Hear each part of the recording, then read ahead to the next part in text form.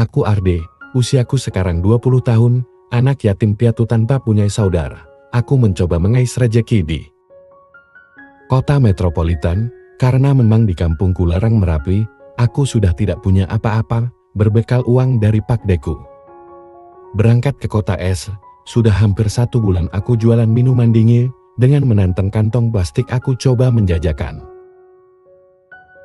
Kadang tak jarang, aku mendapatkan perlakuan yang kurang baik dari sesama pedagang, tetapi aku tidak pernah melawan mereka. Aku lebih baik pergi, "Hilo, jangan jualan di sini, sana cari tempat lain." Itu kata-kata yang sering terlontar dari mereka. Dikala malam sudah larut, di emperan toko maupun pelataran masjid menjadi tempat aku tidur, aku akan tetap semangat. Walaupun kadang bisa makan sehari 2 kali, aku sudah bersyukur. Malam itu sekitar jam 7 malam, dan hujan cukup deras, ku berteduh di area pom bensin, daganganku masih tersisa beberapa botol lagi. Yes, kalau seandainya ini semua habis, aku baru bisa makan. Tetapi, kalau tidak terpaksa aku tunda sampai besok. Jangan sampai modalku habis cuma buat makan, pikirku. Aku melihat mobil memasuki area pom bensin. Dari sinilah awal ceritaku ini dimulai. Aku mau coba menawarkan minuman dan nampak ibu berjilbab turun dari mobil untuk mengisi bensin. Sebut saja namanya Bu Dila. "Assalamualaikum Bu, air mineral ya Bu," kataku. Ibu itu melihatku, tersenyum dan menjawab salamku. "Waalaikumsalam, oh boleh, saya beli 3 ya," jawabnya. Wah, mendengar seperti itu aku tersenyum senang. "Sisa 2 lagi, aku bisa makan," kataku dalam hati. Ketika ibu itu baru mau membayar bensinnya, ada sebuah motor menghampirinya. Bu Nila kaget melihat ada orang tiba-tiba di dekatnya, langsung menarik tas yang dipegangnya. "Rampok, rampok, rampok!" teriaknya sambil berusaha mempertahankan tasnya. Suasana malam itu memang cukup sepi, karena hujan cukup deras. Hanya ada beberapa orang saja yang sedang mengisi bensin, dan ada 4 orang karyawan pom bensin. Melihat ada perampokan, aku lihat beberapa orang berusaha menangkapnya, tetapi baru beberapa langkah, terdengar dor, dor, terdengar suara tembakan yang membuat orang-orang yang tadinya berniat menolong jadi lari menjauh dengan ketakutan, tetapi tidak dengan Bu Nila. Dia tetap berusaha mempertahankan tasnya. Aku sendiri tidak mampu bergerak dari situ karena rasa takut yang teramat sangat. "Bro," suara Bu Nila terjatuh ketika ditarik oleh perampok. "Tolong, rampok, rampok. Mau dibikin KO saja ibu ini," kata perampok yang memegang senjata dan sudah diarahkan ke Bu Nila. Entah melihat Bu Nila jatuh dan dalam keadaan terancam, aku coba memberanikan diri. Aku lemparkan botol minuman ke arah kepala perampok itu, dan aku menubruk dan memeyuk Bu Nila untuk melindunginya. Dor, dor, cuma itu yang mampu aku dengar. 2 kali tembakan, dan setelah itu gelap dan hening. Entah apa yang terjadi selanjutnya. Dari kelopak mataku samar-samar terlihat lampu cukup terang. Aku mencoba untuk tahu di mana aku sekarang. Aku lihat sekelilingku. Aku melihat seorang wanita berjilbab sedan memegang HP-nya. Aku mencoba untuk memanggilnya. "Kak, Kak." Terdengar lirih suaraku, tenggorokanku terasa kering. Aku merasakan sangat haus, dan setelah aku memanggilnya beberapa kali, wanita itu melihat ke arahku. "Dokter, dia sudah sadar," terdengar teriakannya sambil dia berlari menjauh. Tak lama aku melihat beberapa dokter dan perawat mendekatiku. Mereka terlihat tersenyum ceria, bahkan ada yang bersalaman. "Assalamualaikum, Bu Nila." Anak itu sudah sadar, kata dokter. "Sudah terlihat normal Bu Nila, cepat kemari," kata wanita yang pertama kali aku lihat tadi. "Alhamdulillah, setelah penantian yang lama, pasien sadar kembali, dan sepertinya sekarang sudah normal," kata dokternya. Aku masih bingung dengan apa yang terjadi. Apa yang dimaksud dokter itu? Aku perhatikan dokter melepaskan selang dan beberapa peralatan yang menempel di tubuhku. dan sekarang kedua mataku sudah terbuka dengan sempurna. Setelah beberapa lama dokter dan perawat sudah pergi, "Kak, maaf, apa boleh saya minta minum?" kataku pelan. "Oh sebentar aku tanyakan dulu ya," kata wanita itu beranjak menanyakan ke perawat jaga. Dan tak lama lagi, sambil tersenyum memberikan aku minum dengan menyuapi pakai sendok. Kamu sudah sadar. Alhamdulillah, doaku dikabulkan. Ternyata suara Bu Nila, ya aku masih ingat itu Bu Nila. Yang kemarin dirampok, iya Bu, memangnya saya sempat gak sadar. Saya cuma ingat saya melemparkan botol minuman ke arah perampok itu, dan maaf saya terpaksa memeyuk Ibu, buat melindungi Ibu, dan setelah itu saya. Kataku, kamu koma sudah 2 bulan lebih. Bahkan kamu fase kritisnya hampir 1 minggu, kata Bu Nila. Dan duduk di sampingku, sambil memegang tanganku. Jadi saya terkena tembakan dan tidak sadar selama 2 bulan. Tanyaku, oh iya, nama kamu siapa dan tinggal di mana? Bu Nila bingung mau hubungin keluarga kamu, takutnya orang tua kamu pasti nyariin, kata Bu Nila. Maaf Bu, nama saya Ardi, saya di kota S. Tidak punya tempat tinggal. Pemperan tokolar, tempat tidur saya, dan saya sudah yatim piatu juga, tidak punya saudara, kataku sedih, bila teringat. Nasibku dia halal, kasihan sekali kamu Ardi. Maaf bukan maksud Ibu, Nila bikin kamu sedih. Oh iya aku Bu Nila, anakku yang nungguin kamu ini Rara, terus yang ini Reni, dan ada satu lagi kakaknya Irma, kata Bu Nila. Rara tersenyum padaku. Aku yakin, kalau Bu Nila ini pastilah orang kaya, dari penampilan mereka dan pakaiannya Bu Nila, maaf sebelumnya. Kapan saya bisa keluar dari rumah sakit ini, biar saya bisa kerja jualan buat bayar biayanya, tanyaku, mendengar itu.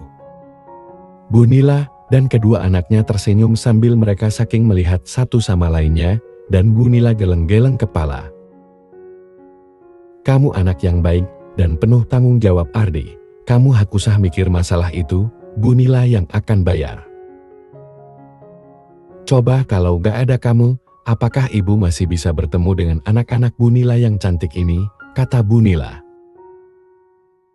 Ardi, setelah kamu keluar dari rumah sakit ini, kamu balik ke rumah kita saja, kebetulan kita gak punya saudara laki-laki.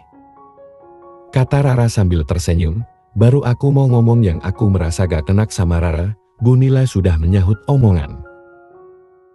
Rara, iya Ardi, mulai hari ini, Ibu anggap kamu keluarga Ibu, atau tepatnya anak angkat Ibu, dan kamu gak usah malu, maupun sungkan, kata Bu Nila. Reni, Rara, kalian keluar sebentar ya, kata Bu Nila, dan aku lihat mereka sepertinya tahu apa yang akan dibicarakan Bu Nila. Setelah mereka keluar dan menutup pintu, Bu Nila duduk di sampingku dan memegang tanganku.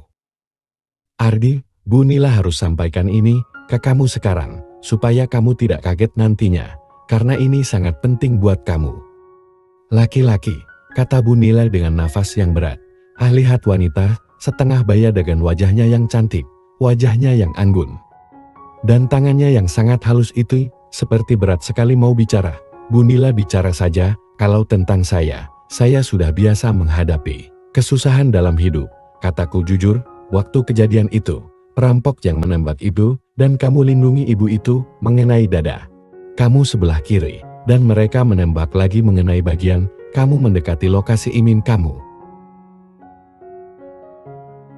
Kata dokter ini ajaib, kamu masih bisa bertahan hidup setelah operasi, walaupun kamu harus koma cukup lama. Tetapi dari tembakan yang kedua itu, efeknya kaki kiri kamu akan sering merasakan kram dan membuat imin kamu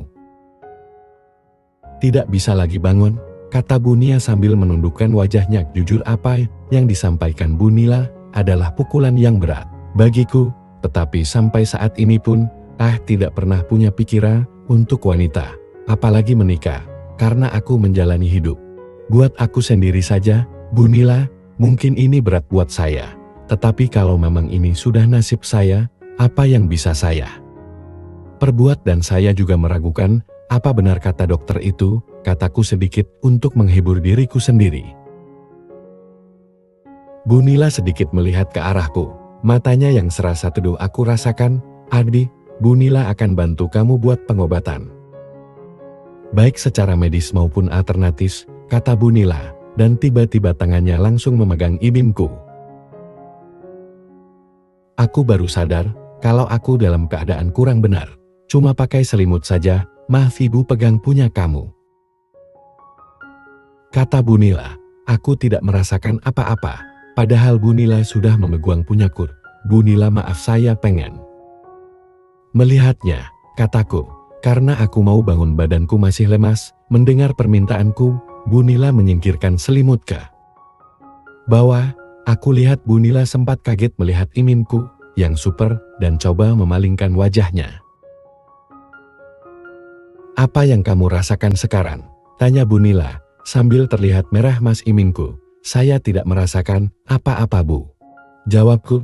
Bu Nila segera menarik tangannya, san menyelimuti aku lagi. Ardi kamu tak perlu khawatir, seperti yang ibu katakan. Tadi, sepulangnya dari rumah sakit nanti kita berobat, kata Bu Nila. Setelah 3 hari aku diizinkan pulang, dan Bu Nila sana Rara yang menjemputku, aku masih merasakan ngilu di bagianku, sedangkan bagian dada sudah sembuh. Cuma ada bekas luka. Operasi, aku duduk di depan sama Rara sedangkan Bu Nila di belakang. Jujur seumur hidupku aku baru kali ini naik mobil mewah. Terasa nyaman sekali. Ardi terima kasih ya, kamu sudah selamatkan ibu, kata Rara. Iya sama-sama. Dari awal melihat Bu Nila, aku sudah melihat kebaikan Bu Nila yang mau membeli daganganku. Makanya begitu ada kejadian itu dan aku lihat Bu Nila dalam bahaya. Cuma satu yang aku bisa lakukan, menyelamatkan yang aku bisa. Karena hidup Bu Nila pastinya banyak yang membutuhkan. Sedangkan aku, kataku, dan maafkan saya juga waktu itu langsung memayuk Bu Nila. Maafkan kalau saya tidak sopan, kataku lagi. Rara tertegun mendengarkan jawabanku, bahkan Bu Nila sempat meneteskan air matanya. Luar biasa kamu Ardi, mungkin cuma kamu satu-satunya orang yang masih ada rela mempertaruhkan nyawa kamu demi orang lain. Yang baru kamu jumpai, kata Rara, mungkin kalau tidak ada kamu Ardi, Rara Reni dan kakaknya juga banyak anak asuh Bu Nila akan berduka, kata Bu Nila. Itu mungkin sudah kehendaknya Bu Nila. Saya cuma perantara yang kebetulan ada di situ jawabku. Kamu memang anak yang luar biasa Ardi. Maka dari itu Bu Nila akan selalu ada buat kamu. Separuhnya nyawa Bu Nika ini adalah milik kamu, kata Bu Nila. Aku sangat terharu mendengar Bu Nila berbicara seperti itu. Mungkin ini sebagai rasa membalas budi kepadaku, tetapi sebenarnya ini terlalu berlebihan. Jalanan yang aku lalui ini menjadi saksi di mana aku dulu pernah berjalan kepanasan dan kehujanan sambil berjualan air mineral. Tetapi sekarang aku sudah naik mobil mewah. Ardi kamu kok malah bengong? Sudah nanti, kalau sudah di rumah. Kamu gak usah malu-malu, anggap aja rumah sendiri. Kalau perlu apa-apa kasih tahu aku, kata Rara. Iya Ardi, di rumah nanti kamulah salah satu lelaki yang ada. Semoga saja bisa membuat suasana lebih ceria, timpal Bu Nila. Hampir 1 jam perjalanan dari rumah sakit, dan di dalam perjalanan, aku merasakan ketulusan Bu Nila dan Rara menerima aku. Semoga juga dengan yang lainnya. Aku sangat kagum begitu mobil memasuki halaman rumah yang luas dan bangunan YNG sangat mewah. Ini sudah seperti istana kecil. Sampai aku berdecak kagum. Ardi sudah sampai, ayo turun. Malah bingung gitu, kata Rara. Dari jauh nampak lelaki tua menghampiri Rara. Assalamualaikum Wak Rara. Ada yang bisa saya bantu, kata bapak itu. Yang ternyata keamanan di rumah itu. Waalaikumsalam. Ya Pak, gak ada Pak. Ini Ade yang nolong ibu itu Pak dan sekarang akan tinggal di sini, kata Rara. Dan setelah bersalaman, aku diajak masuk ke rumah sama Rara. Rara nampak tersenyum melihat aku yang beberapa kali berdecak kagum. Di ruang keluarga, terlihat Reni kemarin datang ke rumah sakit dan satunya, pasti yang namanya Kak Irma. Aku perhatikan anaknya Bu Nila cantik-cantik, wajahnya mirip dengan sang ibu yang kulitnya putih, hidungnya mancung-mancung, dan matanya yang bening dengan alisnya tebal. Gimana Ardi, kalau kamu kan sudah kenal sama Ribe. Naf, kalau itu anak ibu yang paling besar Irma. Gimana cantik-cantik kan anak ibu, kata Bu Nila bangga. Iya Bu Nila, sudah seperti artis Rohingya, kataku yang bikin mereka semua tertawa. Naco kamu Ardi, kata Rara masih tersenyum. Yah luar biasa mereka, posturnya yang tinggi walaupun pakaian yang dikenakan menutupi, tetapi posturnya profesional. Cuma dari sorot matanya, cuma Irma yang sepertinya kurang suka akan adanya aku. Senyumnya pun terlihat basa-basi. Setelah ngobrol beberapa saat Bu Nila, Kak Irma dan Reni masuk ke kamarnya masing-masing. Tinggal aku sama Rara. Ardi kamu santai saja di rumah ini. Kamar kamu nanti sebelah kamar aku, kata Rara. Itu foto ayah kamu, kataku. Sambil menunjuk foto lelaki yang dipajang, yaitu almarhum ayah aku sudah 10 tahun Abi meninggal. Berarti sudah genap 9 tahun baru hari ini, ada laki-laki yang bisa masuk ke dalam rumah ini, jawabnya. Oh pantesan. Wajah kalian cantik-cantik, kataku. Ayah memang dari Rusia, kalau ibu dari Jawa Barat. Ardi ayo aku antar kamu ke kamar.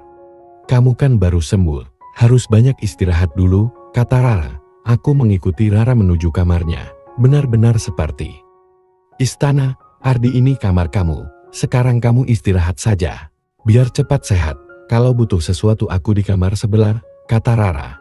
Tersenyum dan meninggalkan aku. Seumur hidupku baru kali ini lihat kamar yang besar dan sangat mewah, bahkan ukurannya sendiri lebih besar dibandingkan rumah aku yang di kampung. Bu Nila ternyata sangat kaya, tetapi terlihat bersahaja.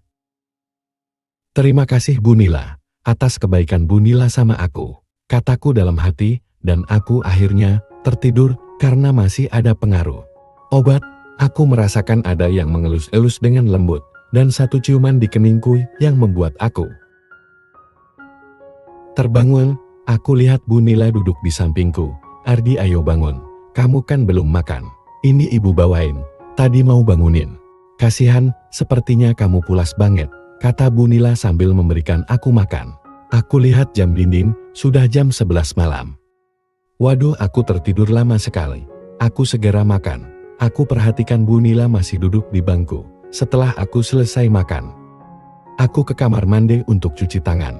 Ardi kamu cuci muka saja, gak usah mandi, biar ada air hangat nanti kamu masuk angin, kata Bu Nila. Wow, kamar mandinya pakai bak yang bisa buat aku tiduran. Kacanya yang lebar, sungguh mewah kamar mandinya. Tapi Bu Nila, saya gerah dan lengket. Apa boleh saya mandi dan gimana cara nyalain airnya? Tanyaku. Bersambung, jangan lupa subrek dan like. Semoga teman-teman terhibur.